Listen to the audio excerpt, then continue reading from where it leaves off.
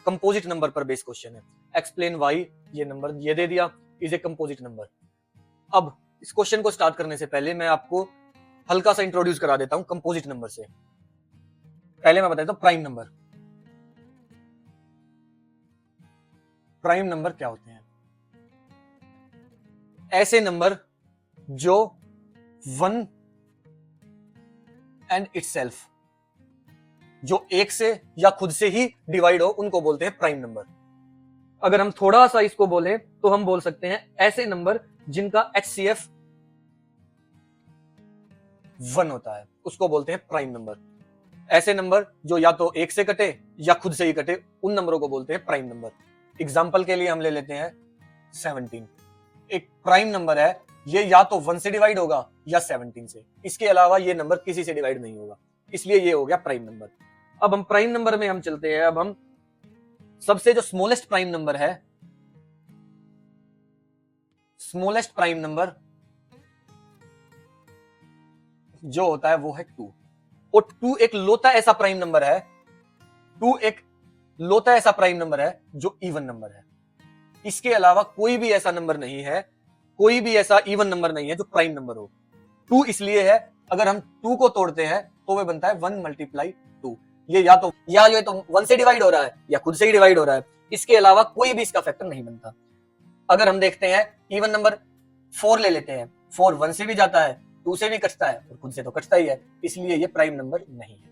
Prime number को हम कैसे करते हैं? प्राइम नंबर जो 1 से या खुद से कट जाए उसको बोलते हैं प्राइम नंबर।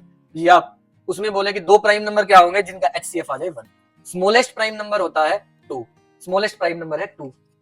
अब हम आगे चलते हैं प्राइम नंबर से आगे, अब हम चलते हैं कंपोजिट नंबर की तरफ।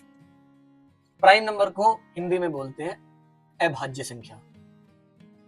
ये हिंदी में नाम से ही पता लग जाता है, अभाज्य, जो भाग ना हो। अब आते हैं कंपोजिट नंबर।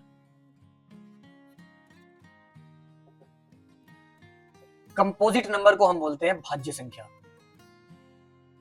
भाज्य संख्या ऐसे नंबर जो एक से और खुद से डिवाइड होने के साथ साथ किसी और से भी डिवाइड हो जाए, उसको बोलते हैं कंपोजिट नंबर। एक से डिवाइड या खुद से डिवाइड होने के साथ साथ किसी और नंबर से भी कट जाए, उसको बोलते हैं कंपोजिट नंबर। कंपोजिट नंबर में हम बोलते हैं कंपोजिट नंबर, जैसे कि हम चलते हैं first composite number. First composite number हमारा होता है 4। जो ये क्वेश्चन आते हैं ये डायरेक्ट एमसीक्यू में आ जाते हैं। 10th में जब ये एग्जाम होते हैं तो डायरेक्ट आते हैं। स्मॉलेस्ट प्राइम नंबर एमसीक्यू में दे देता है 2, फर्स्ट कंपोजिट नंबर 4, ऐसे करके क्वेश्चन आ जाते हैं। अब हम निकालना कंपोजिट नंबर, जैसे कि 16 है। 16 2 से भी कटता है, 4 से भी कटता है, 8 से भी कटता है और 16 से तो कटता ही है। हम मान लें 1 से भी कटता है। मैंने बोला था 1 से और खुद से कटने के अलावा और नंबरों से भी कट जाए, जिसको बोलते हैं कंपोजिट नंबर। तो ये बन गया कंपोजिट नंबर। अब क्वेश्चन में हमारा दिया है, एक्सप्लेन करना है जो ये है वो एक कंपोजिट नंबर है। हमें बताना है कि हम कैसे प्रूव करेंगे कि ये कंपोजिट नंबर है या नहीं है। आइए हम चलते हैं, इसको प्रूव करते हैं। अब कंपोजिट नंबर को एक्सप्लेन करते हैं।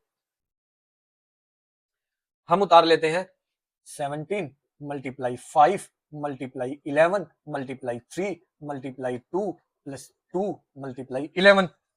इसको हम लिख लेते हैं 17 × 5 × 11 और 2 को हम लिख लेते हैं 22 × 3 प्लस का 2 मल्टीप्लाई और 2 × 11 को लिख लेते हैं 22।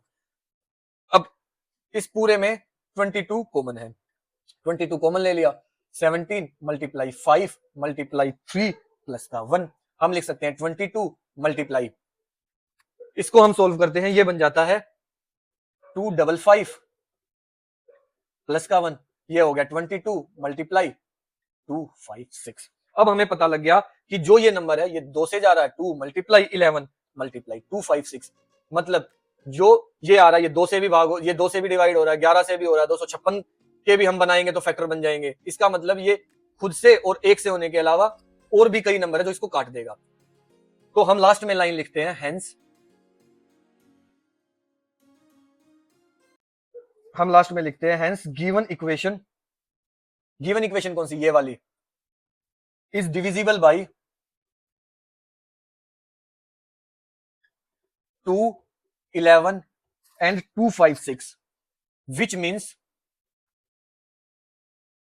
which means it has more than 2 prime factors, so it is a composite number. ये आपका हुआ इस क्वेश्चन का आंसर। ये क्वेश्चन जब क्लास 10th में आएगा एज इट इज आएगा, बिना किसी वैल्यू के चेंज के आएगा।